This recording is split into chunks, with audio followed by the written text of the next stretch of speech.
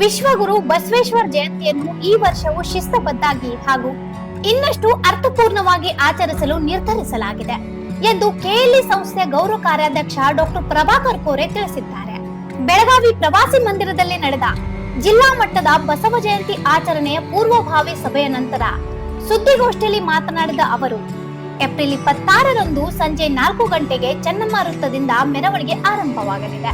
ಈ ಮೆರವಣಿಗೆ ಕಾಕ್ತಿವೇಸ್, ಗಣಪತ್ ಗಲ್ಲಿ, ಮಾರುತಿ ಗಲ್ಲಿ ಹಾಗೂ ಲಿಂಗರಾಜ್ ರಸ್ತೆ ಮಾರ್ಗವಾಗಿ ಸಾಗಿ ಲಿಂಗರಾಜ್ ಮೈದಾನದಲ್ಲಿ ಸಮಾರೋಪಗೊಳ್ಳಲಿದೆ. ಮೆರವಣಿಗೆ ವೇಳೆ ಪ್ರಸಾದದ ವ್ಯವಸ್ಥೆಯೂ ಇರಲಿದೆ ಎಂದು ಮಾಹಿತಿ ನೀಡಿದರು. ಈ ಬೆಳಗಾವಿ ಜಿಲ್ಲೆಯ ಶರಣರು ಅಂದರೆ ಬಸವಣ್ಣವರ ಅನುಯಾಯಿಗಳನ್ನು ಈ ಕಾರ್ಯಕ್ರಮದಲ್ಲಿ ಭಾಗವಹಿಸಿದ್ದಾರೆ.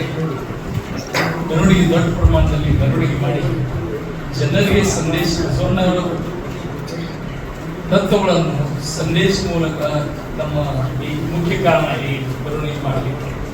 ಆ ಮೆರವಣಿಗೆಯಲ್ಲಿ ನಾವು ನಾಲ್ಗೆ ಈಗ ಏನೂ ಇಲ್ಲ ಅಂದರೆ ವಿರುದ್ಧ ಬಸವಣ್ಣವರ ತತ್ವಗಳನ್ನು ಮೆರವಣಿಗೆ ಮಾಡಲು ವಿಚಾರ ಮಾಡಿದ್ದೀವಿ. ಅದಾದ್ಮೇಲೆ ಪ್ರಸಾದವನ್ನು ಇಟ್ಕೊಂಡಿದ್ದೀವಿ. ಅದಕ್ಕೆಲ್ಲ ಈ ಸಂದರ್ಭದಲ್ಲಿ ಶಾಸಕ ಲಕ್ಷ್ಮಣ್ ಸವದಿ ಅವರು ಮಾತನಾಡಿ, ಏಪ್ರಿಲ್ 19ರಂದು ನಗರದಲ್ಲಿ ಬೈಕ್ ರ್ಯಾಲಿ ಮೂಲಕ ಸಮಾನತೆಯ ಸಂದೇಶ ಸಾರಲಾಗುವುದು. ಏಪ್ರಿಲ್ 20ರಂದು ಗ್ರಾಮೀಣ ಭಾಗಗಳಲ್ಲಿ ವಿವಿಧ ಕಾರ್ಯಕ್ರಮಗಳು ನಡೆಯಲಿವೆ. ನಂತರ ಏಪ್ರಿಲ್ 26ರಂದು ವೀರಶೈವ ಲಿಂಗಾಯತ್ ಸಮುದಾಯದ ಎಲ್ಲಾ ಒಳಪಂಗಡದವರು ಸೇರಿ ಜಿಲ್ಲಾ ಮಟ್ಟದ ಮೆರವಣಿಗೆ ನಡೆಸಲಿದ್ದಾರೆ ಎಂದು ಹೇಳಿದರು.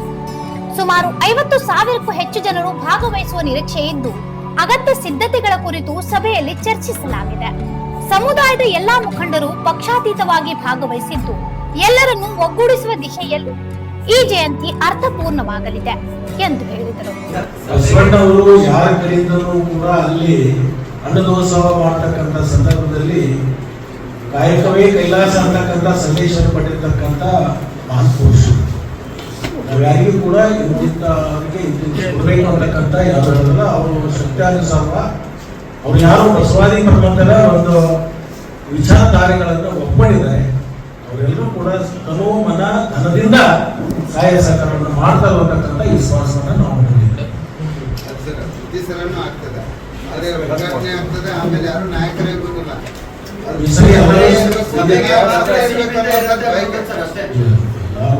ಇರಬೇಕು ಅಂತಕ್ಕಂಥ ಅಪೇಕ್ಷೆ.